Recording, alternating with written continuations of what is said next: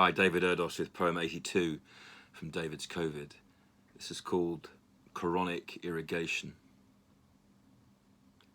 In Alan Moore's and Dave Gibbons's Watchmen, it is the character of Ozymandias who recruits an island's worth of supposedly disappeared artists to construct and describe Armageddon as he perfects the destruction he wishes to unleash on the world. Seen as the antagonist of the tale, the book is really his all-too-graphic novel, as the troubled heroes he faces are selected to fail and unfurl. Dr. Manhattan, of course, is in a quite different story, that of the gods. The supernatural conclusion of the fanciful superhuman myth Moore evolves.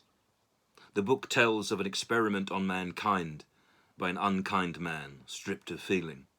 I am wondering if anyone hears the echoes of such a dystopian dream no day solves. On the Dominic Cummings website, he has posted an active call for recruitment. Policy experts are needed, great project managers, and assorted weirdos, oddly, to work inside a new and clearly uncivil service, as if the joint challenge of Brexit in the Coronic age sought cleansed truths. An unusual set of people are sought to become his officials.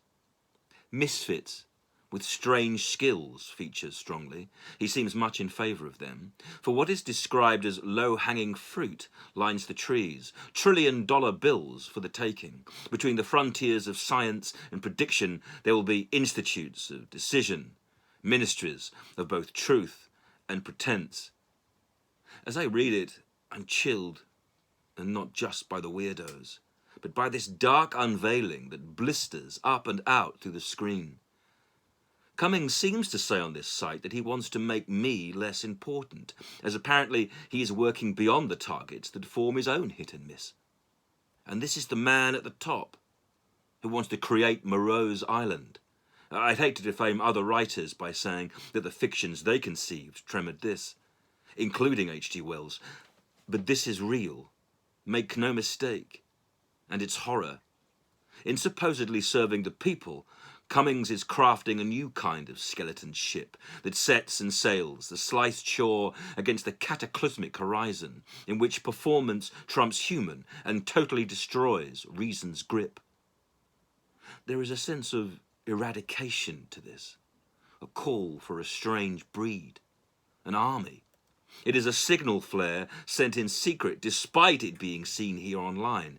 He talks of thermoacoustic systems and SPADs and statistical ML forecasting, spatio-temporally chaotic systems and computing approach reservoirs. Jargon? Hidden code? Or a new hieroglyphics in which the true future is hidden inside a different Holocaust for this time? Things need to be rearranged and reset and reconstituted.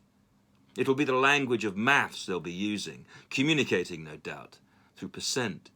He needs unusual economists, too, in order to shift the mark that's in money and doubtless force it to revalue the weight and the worth of what's spent, which will be our whole past, with none saved, as the Cummings currency fractions futures. The mixture of blandery and intention is like a knife in the mind, a heart blast. From undecipherable lines to a chattiness that churns stomachs, Cummings craves it all quickly, great project managers who can shuffle or shovel us up at great speed. If you are a company who can turn the A1 north of Newcastle into a dual carriageway, if you are a destructive force, Cummings wants you. His master plan is obscene. He states that as there'll be no election for years and so many digital changes, there is the chance now to run things in a completely different way. It foretells of an almost chemical change, in which the flesh will fall loosely to reveal the carved plastic of every soul and heart he'd replace. A plan has been laid, which he is busily implementing. This is man as invasion, and he represents none of you. He was not elected, just sought by someone only interested in power. The politics is the process from which you can sup wine or maybe just Newcastle brown from a skull. As of now, they tread grapes, and stuff the genie back in its bottle. There will be no more wishes. There will be only the whinge and whine of the cold. This is no longer about being sacked. This is about what he's doing. And as long as there's Boris and the Mats and Moggs, he'll go on. Pressing the past until the shit rivers from us.